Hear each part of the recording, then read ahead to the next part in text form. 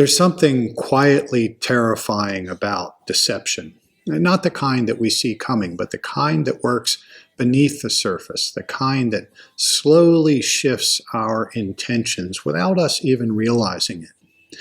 Maybe it's a slick salesman who's been working us for months, selling us a fatally flawed used car, or a favorite blog subtly repackaging conspiracy theories that ignite our worst inclinations.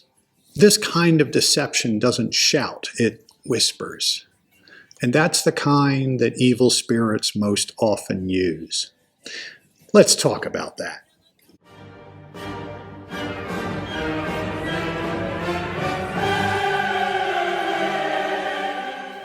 Hi, I'm Howard, an ordained minister and reader of Swedenborg.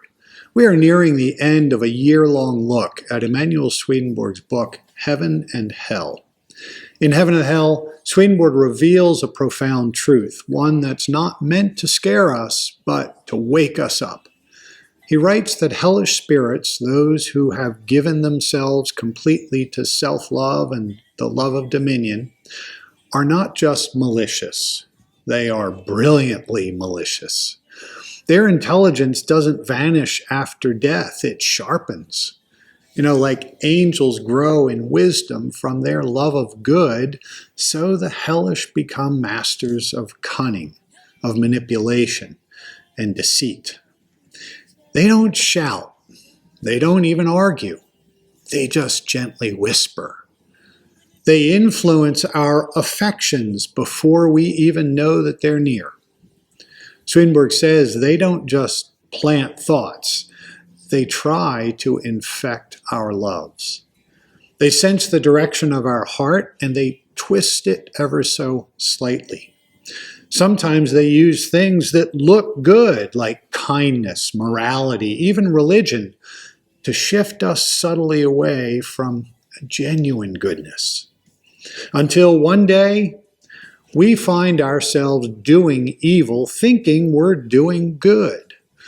And this is an evil spirit's greatest victory. And that's why understanding their tactics is our greatest defense. Swedenborg was clear. Hellish spirits flourish in the shadows of our more external mind. That is, in the part of ourselves focused on our outward life, on our habits and our desires. Their greatest weapon is that we don't know they're there, and their methods are numerous and subtle. Manipulation, pushing us to rationalize bad decisions. Distraction, keeping us busy with the trivial. False reasoning, making evil sound good. And imitation of good, twisting our best intentions for selfish ends. But once we recognize their methods, see them at work within ourselves, we begin to see through the fog. And light, it always overcomes darkness. So what do we do with these teachings? Well, here's the practical takeaway.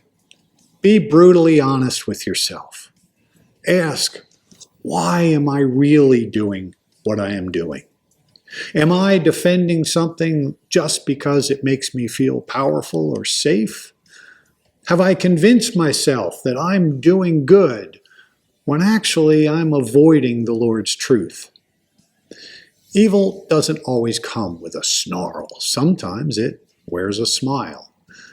That's why spiritual self-examination, daily, humble, prayerful, is our shield. Because when we truly open ourselves to the Lord's light, no deception, no matter how subtle, can stay hidden. The Lord is always protecting us. He never allows us to be overwhelmed, no matter how dark it seems. But He does ask us to choose His light, to seek it, to love it, and to live it into our own lives. And no darkness is too deep for the Lord's light to shine through, and not even the kind that hides behind a smile.